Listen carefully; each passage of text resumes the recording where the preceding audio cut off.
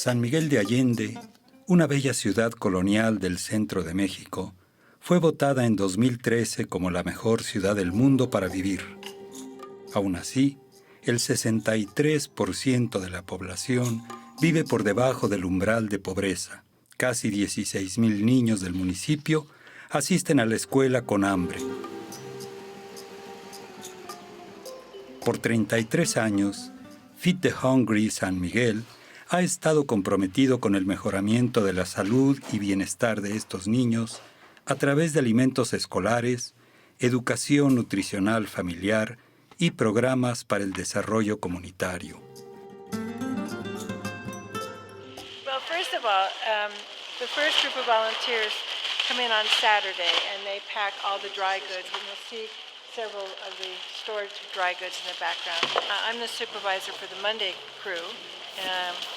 We come in, 5 of us come in early, and then shortly the big crew will come in about 12:30, and we pack all the fruits and tons of vegetables, as you'll see. Every school has a name and a number, and every school has a particular quantity that's been designated by vegetable, by fruit, by dry good, by their nutritionist.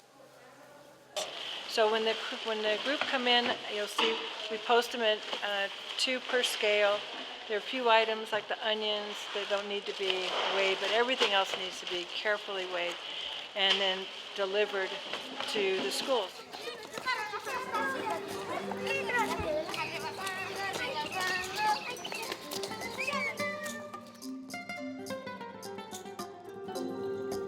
I'm Chip Swab. I'm the driver coordinator for Feed the Hungry. Every week on Tuesday mornings at 7:30 we open the warehouse. We have a total of 32 schools that are 34 schools actually that have to be delivered to. I average about 28 drivers to get those schools delivered. This is our list that I put together every week. We have to find substitutes when the regular drivers are on vacation or out of town. These schools range from 10 kilometers or actually being part of the downtown in San Miguel. Our furthest delivery is 80 kilometers out one way. Each one of these schools has a kitchen with cooks who have been trained in nutrition. There's a menu for each day of the week, so the food we deliver on Tuesdays is good for 1 week at that school.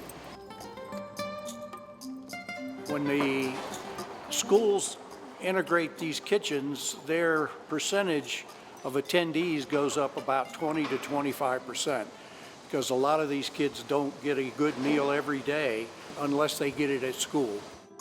We've got a lot of routes that are unpaved. During the rainy season, it becomes quite a trek to get to some of these schools. We have one where there's times we can't ford a river to get to the other side, and the mothers come down and pick the food up and take it back to the school. We're fortunate to have people who are willing to use their own vehicles and their own gas and their own time. This whole program wouldn't work if it wasn't for the volunteers. We're at La Campana, one of Feed the Hungry's larger schools, and in our opinion, one of the more successful schools, in a large part because we have an excellent principal at this school.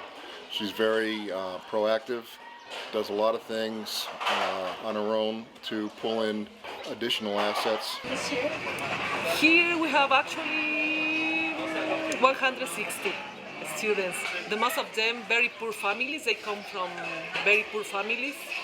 For me, it's very clear that if the kids, they have enough food during the day or they have the right food, of course they are going to learn. This is a community that is classified like a very high standard of poverty. And the poverty is not only talking about money, it's poverty in many senses. In fact, we are trying like or finding the ways to avoid they consume other kind of junky food outside of the schools. They are learning through the cooks of Feed the Hungry. They are learning how to prepare a good meal, even if they have not much money. The fact that we have at least one good meal provided by Feed the Hungry is a great thing.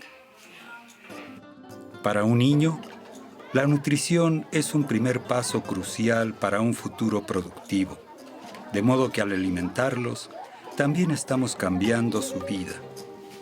Como los niños necesitan ir a la escuela para recibir alimentos de Feed the Hungry, ellos también reciben educación.